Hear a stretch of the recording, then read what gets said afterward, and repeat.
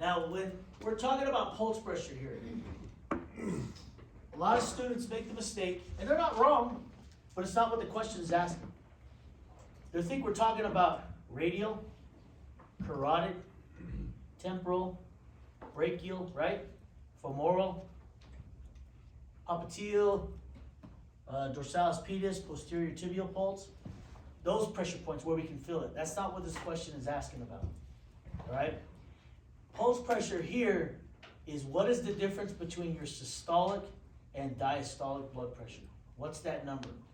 Because that number is going to indicate something to you about what is going on with your patient. All right? So, let's first talk about a narrowing pulse pressure. All right? Why would the systolic and diastolic start to come together? All right? It's usually because, well, you got to understand what the difference is. Systolic is the number that represents what? What is going on? The pressure when the heart's in contraction. Pressure on what though? the artery. There you go. When the heart squeezes and that blood squirts out of the heart and it goes into the vessel, that initial pulse, that pressure sensation that hits the vessel, that's the systolic. It's measuring that number, that pressure on the artery. Okay? The bottom number, diastolic, is kind of the opposite. When the heart is not squeezing, there's still blood in the vessel, right? There's never an air gap in your vessel system. There should never be an air gap in your vessel system. So the vessel always has fluid on it. It's just a matter of, is it under pressure or is it just sitting there? When it's under pressure, that's systolic. When it's just sitting there, that's your diastolic. It's still putting pressure against the vessel, right? But it's not part of the working process, okay? So, and I'm only mentioning this because someone's D chart actually had a blood pressure of 80 over 100. Is that realistic? No. Your diastolic is always going to be less than your systolic, right? Okay. Okay, yes? This is a dumb question. With fire hose, you're engineering a truck, you have to account for friction loss throughout the hose, meaning you have to pump at a higher pressure than what you want at the nozzle. Is there a higher pressure, like is there friction loss in your arteries? Yeah. Is the pressure higher at your aorta than it is Yep. at your radial? Yep, it is. Yeah, as that wave goes throughout the body, it's decreasing. Yeah. Okay, mainly because one, it's getting farther away from the heart. Two, the vessel size is decreasing. Three, blood is already being distributed to other areas. So yeah, that systolic pressure is getting less. So because we, what do you call it? We want to keep the consistency of what we're measuring. That's why we get blood pressures in the arm. Okay, when we get blood pressures in the legs and sometimes in the wrists, we have to kind of recalculate it just a little bit, okay? But when we get blood pressures in the legs, that's usually more of comparing what is the top part doing with the bottom part, all right? But you have to kind of recalculate those a little bit.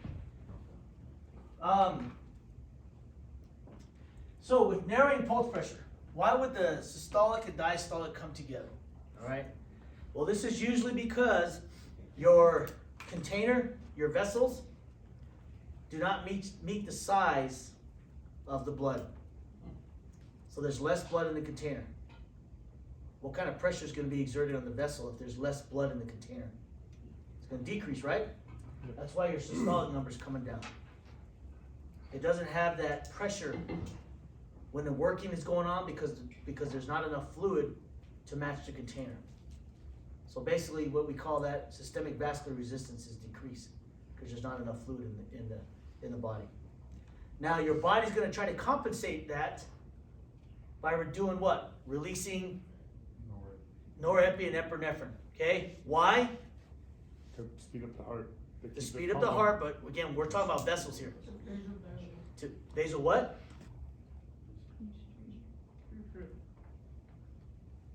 Basal what? I'm sorry to catch you when you're eating, but I want to make sure you say it right. There you go. You said dilation initially though, right? Yeah. That's why I was like, tell me, come on, tell me. You just happen to eat. Yeah, vasoconstriction. Because I said the container is bigger than the fluid, right? So, it's gonna try to reduce it. Well, that means the heart's not gonna have enough time to rest. Okay? Because it's trying to cause that vasoconstriction to come down. That's why the diastolic is starting to come up. Well, both of those things are telling us that the body is having a sympathetic response, right? Okay, so that's causing it to narrow. When the body's having a sympathetic response, that's usually because the body's in what state? Shock. Shock. You see how that works?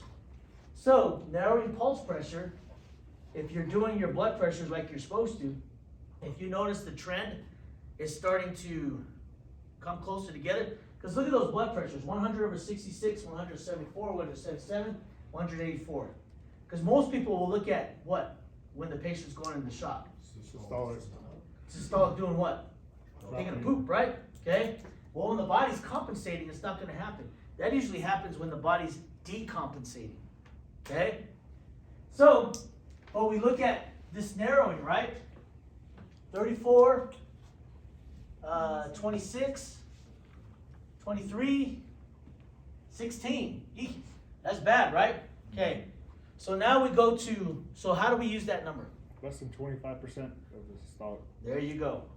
So the first one was what? What did we say? 30, 34? What's 25% of 100? 25. Is that less? Blood pressure's good, right? Let's go down to the next two here. 100/77, that's 26. 6. Is it 26? Yeah. 23. I'm talking about 100/77. Oh, 77. That's 23, right? Yeah. Less. It's less. Now we're starting to see what? Narrow. Shock, right? Yep.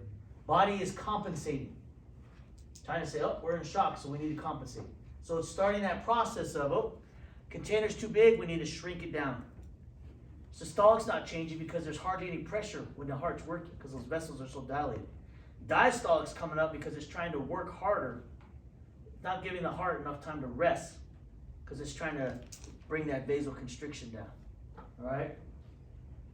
And then the last one here, that's what? 16? Way less than 25, right? Should you be concerned with that? Yes. Well, Because what's the next phase that's going to happen, looks like? Decon. Now we're going to probably start to see the blood pressure systolic start to drop. See how that works? Okay. So that's why we look at it now. Yes, narrowing pulse pressure indicates shock. But there's another thing that the narrow pulse pressure will indicate to us. Anybody remember that? This is when the blood pressure, the pulse pressure really gets narrow. Like we're talking 15, maybe even 10. Cardiac tamponade? There you go. Cardiac tamponade. Okay? When that pulse pressure drops less than 15, okay? If you have not seen that blood, the systolic start to drop, and if your MOI doesn't indicate it, now I'm thinking cardiac tap, meaning your MOI doesn't indicate that your patient should be in shock. But if they're driving their vehicle, frontal impact, their chest hits the steering wheel, now what are we concerned about here? What could be going on from that? Chest hitting the steering wheel. MOI. Full chest. You could have filled chest, yeah, you guys, a lot of you learned that yesterday, right? What else? You could have a AAA. What else? Cardiac tamponade. Cardiac tamponade. What else? Pneumothorax. Pneumothorax.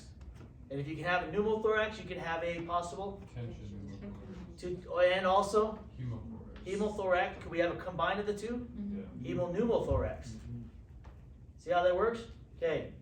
Now all of these, AAA, hemothorax, right? Probably should, rib fractures maybe, should probably indicate blood loss, right? So the blood pressure should be taken down. But cardiac tamponade won't do that. But the pulse pressure will come together. Will get narrow, like less than 15. Okay, so when you got it down that low, I'm thinking possible cardiac tamponade, or pericardial tamponade. Why? Because the heart is just being squished.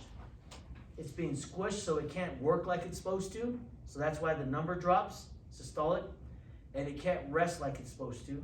So that's why the diastolic increases, thus bringing those two together. See how that works? All right. Now, one more. The pulse pressure can also indicate widening pulse pressure. It can tell, when it widens, it can tell us something there too. Two things it can actually tell us. One, if there's a stiffness in the arteries. Stiffness in the arteries is caused by what? Atherosclerosis. Plaque, right? Cholesterol. Okay? That plaque starts to attach to those arteries. It's going to start to deteriorate or decline those vessels, meaning it's not going to be elastic. That's why the stiffening's coming up. So when blood hits it, that pressure is not going to rebound too much, right? That's going to cause the numbers to go way up. That's why a lot of people, if they have high blood pressure, we always think about plaque buildup because their vessels are starting to harden. And so there's no room for elasticity. So the numbers are always tanked up really high. Okay? But the big one is head injury, intracranial pressure. Because you guys learned during trauma that there's no room in here for the brain. 80% is made up of what? Tissue. 10% is room for blood. The other 10% is cerebral spinal fluid. So there's no room for any extra bleeding or any swelling going on, right? Okay. Well, when that pressure starts to develop, what's going to happen to blood flow going there? If pressure starts to build up here, It's gonna. it's going to get backed up, right? So your body's going to say, "Oh, brain, we need," Oxygen. right? So it's going to turn up the forces, right? That's going to cause your systolic to go up, okay? But at the same time that's happening right here, you have what? Baroreceptors. Baroreceptors, which are sensing that increase in pressure from the backfield, right? Mhm. We got blood coming, but it's not going there. It's going to put a lot of pressure here. So those baroreceptors are going to tell the body, hey, we got too much pressure. Heart, you need to slow down. So that's when the heart's going to go ahead and slow down. What do you think that's going to do to the diastolic? It's going to drop it because it's now taking more of a rest, right? So when the heart rests more, the diastolic begins to drop down. What's happening with blood pressure? White. Just eat before you talk, okay? You guys ever seen Blazing Saddles? That old guy, I'm assuming you said widening. Okay. Yeah, it's gonna widen. Okay. You see the trend down at the bottom, 140/90. Here's the initial impact. Pressure starting to swell now. Okay. See how it's widening out. Another big indicator: blood pressure is always going to be high. Because you look at that, if you don't even look at the pulse pressure, you just look at the blood pressure. Those are high blood pressures, right? That's another way of looking at it too. Okay? So, you guys better understand pulse pressure. It's not asking about where you feel pulse at. It's asking about the difference between the blood pressure. Okay? So you got to understand this. And what does a narrowing pulse pressure indicate?